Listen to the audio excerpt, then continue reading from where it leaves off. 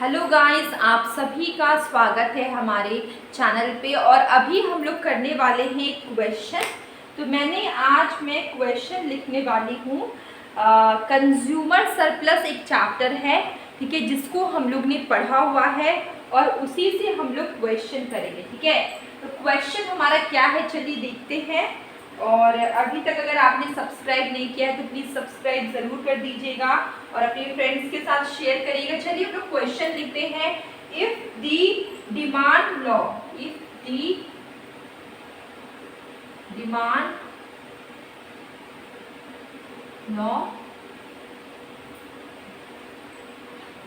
is P is equal to 85 minus 4x minus x का square, what will be the consumer surplus?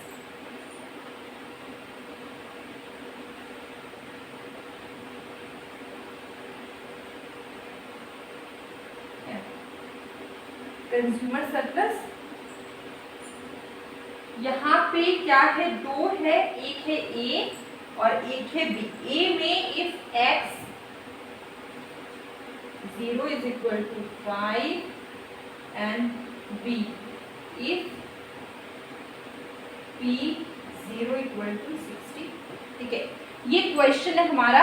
x 0 क्या 5, p 0 है 64, 85 minus 4x minus x का square, हमें क्या निकालना है, कंज्यूमर सरप्लस। बहुत आसान है ये क्वेश्चन, बहुत इजी है, बस आपको फॉर्मूला पता होना चाहिए, क्वेश्चन सॉल्व हो जाएगा, ठीक है। देखिए इसका हम लिखते पहले सॉल्यूशन।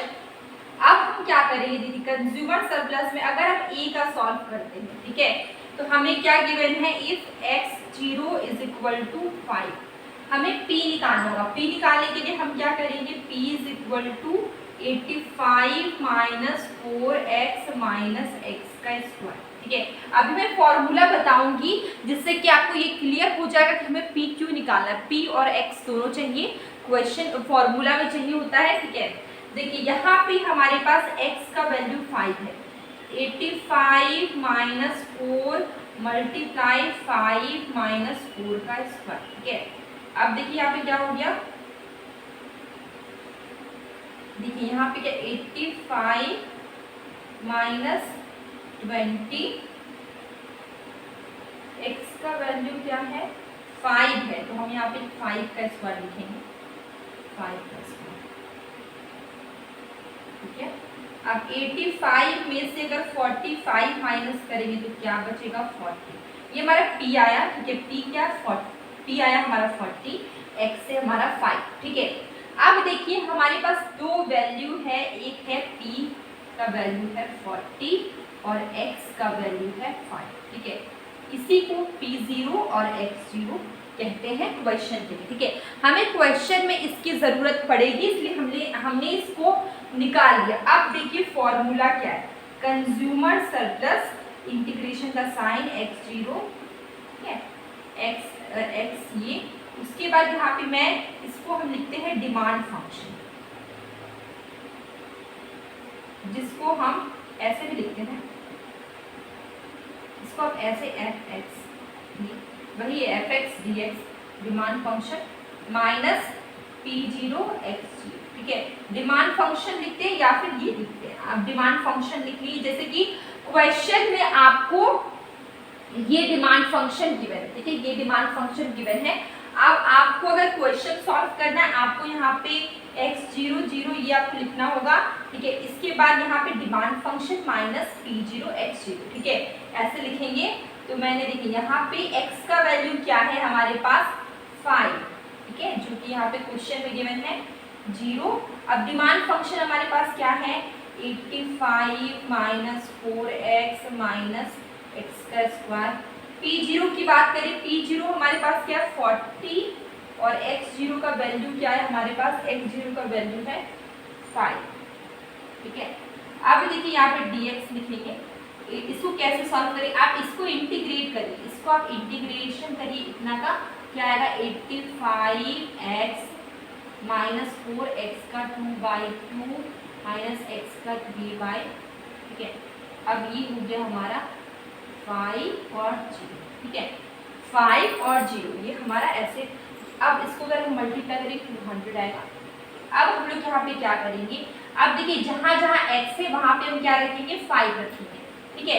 x की जगह पे क्या रखेंगे 5 रखेंगे, मतलब कि 85 5 माइनस 0, इसको काट, अगर इसको काटते तो 2 बचेगा 2, 5 माइनस 0 का स्क्वायर माइनस 1/3 5 माइनस 0 का क्यूब। अब देखिए अगर हम इसको मल्टीप्लाई करते तो कितना आएगा 25 और 40 और 2 42, ठीक है। माइनस यहाँ पे 25, देखिए 5 का स्क्वायर क्या होता है 25 और मल्टीप्लाई 2 क्या हो जाएगा 50, ठीक है। इसे माइनस 1/3, ये देखिए 1/3, ठीक है। और यहाँ पे यानी ऐसे अलग रखेंगे तो यहाँ पे देखिए 1/3, 5 का क्यूब अगर हम करते हैं तो क्या आएगा 125/3, 125/3, ठीक है। ये हो गया हमारा। इसके बाद इसको माइनस होगा 200, ठीक है। अब हम लोग यहाँ पे सॉल्व करते हैं, स्पेस कम है। अब देखिए अगर हम ऐसे सॉल्व करते हैं, क्या आया हमारा 425 माइनस 50 माइनस 125/3, ठीक है ये है, और माइनस 200 है। अब देखिए यहाँ पे क्या होगा माइनस 200, ये हो गया। देखिए 3 125, ठीक है। देखिए यहाँ पे 4, यहाँ पे देखिए 25 है, 3 एक बार में आएगा 2, ठीक है। 41.6, देखिए यहाँ पे क्या होगा 425 में से 50 माइनस 41.6 और यहाँ पे क्या है 200 है, ठीक है। अब 425 में से 91.6, ठीक है, माइनस करेंगे, यहाँ पे क्या बचेगा 4, यहाँ पे क्या बचेगा 3, यहाँ पे क्या बचेगा 3, यहाँ पे बचेगा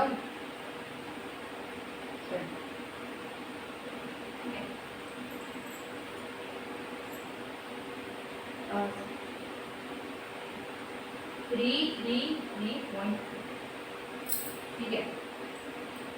ये हो गया। अगर हम यहाँ पे 200 अगर माइनस कर देते, ठीक है, इसमें अगर हम 200 माइनस 200, अगर हम 200 माइनस करते हैं तो यहाँ पे 333 क्या आएगा हमारा 133, ठीक है। ये हमारा सॉल्व हो गया है। ये हमारा कंज्यूमर सरप्लस है 133.4। ए का हम लोग ने सॉल्व कर लिया, ठीक है। ए का हम लोग ने सॉल्व कर लिया 133.4। अब बी की बारी है। देखिए बी की बारी है तो हम लोग कैसे सॉल्व करेंगे बी का। इतना सब हमारा ए का था। ए का कंज्यूमर सरप्लस क्या निकला, एक्स का वैल्यू ए में गिवन है, हमारा कंज्यूमर सरप्लस है 133.4, ठीक है। अब हम बात करेंगे बी की।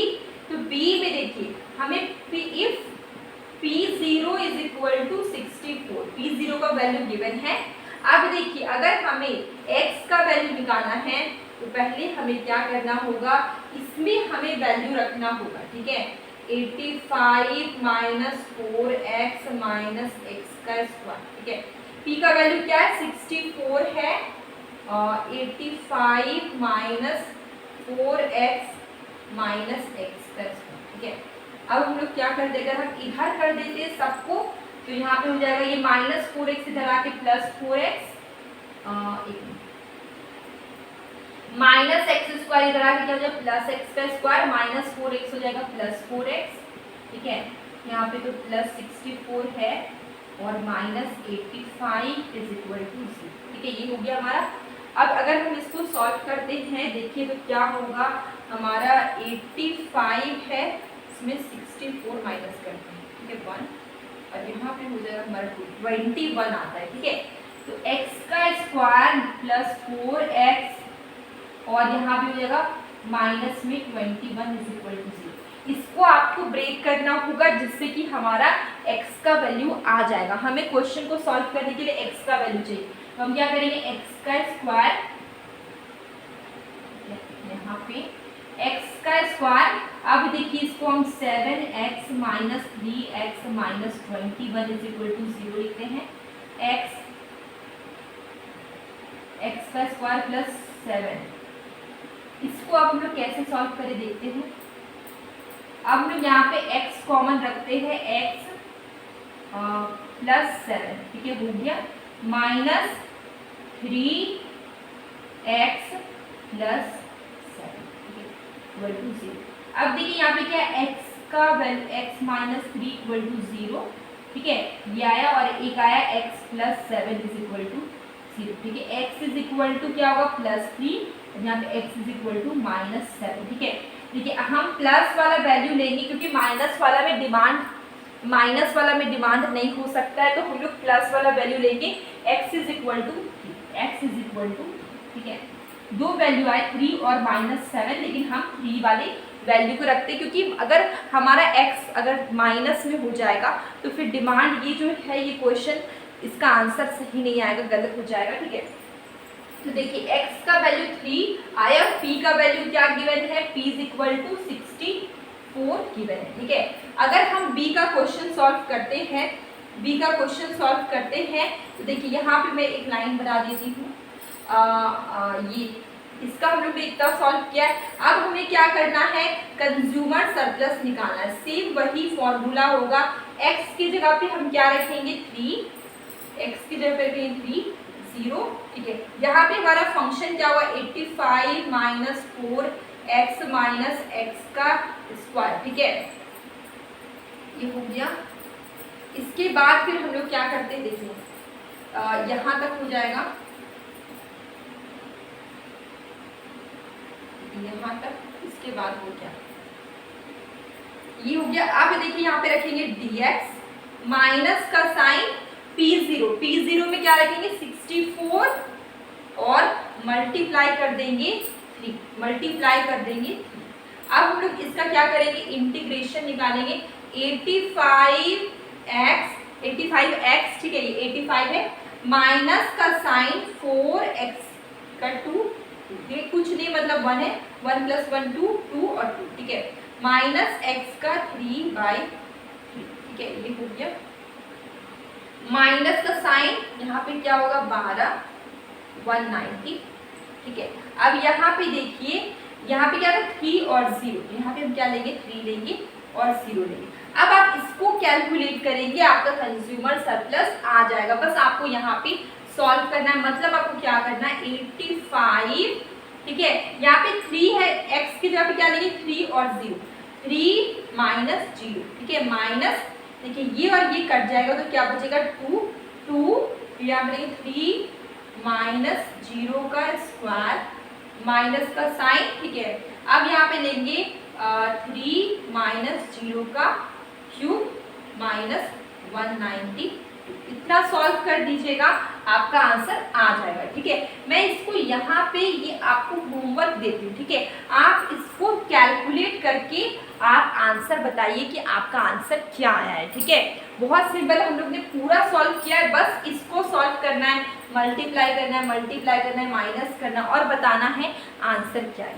पूरा सॉल्यूशन क्या हुआ है, बस मल्टीप्लाई यहाँ पे करना है, ठीक है। तो आज का वीडियो हमारा यहीं पे, ये क्वेश्चन आपको समझ में आया कि नहीं, ये हम लोग ने सॉल्व किया, ये आपको कैसा लगा, टफ लगा, इजी लगा, कहीं कोई मुश्किल है, कोई प्रॉब्लम है, कोई कठिनाई है, कहीं पे सॉल्यूशन नहीं हुआ है, कोई डाउट है, प्लीज़ बताइएगा कमेंट बॉक्स में, और ये क्वेश्चन का आंसर भी बताइएगा कमेंट बॉक्स में, इसका फाइनल आंसर क्या है। ये ए का तो हम लोग ने सॉल्व कर लिया था, ये बी का ये सॉल्व करके हमारा कितना आंसर आया, फिर आपके बताने के बाद फिर मैं इसको बताऊंगी कि आपने सही कैलकुलेट किया है।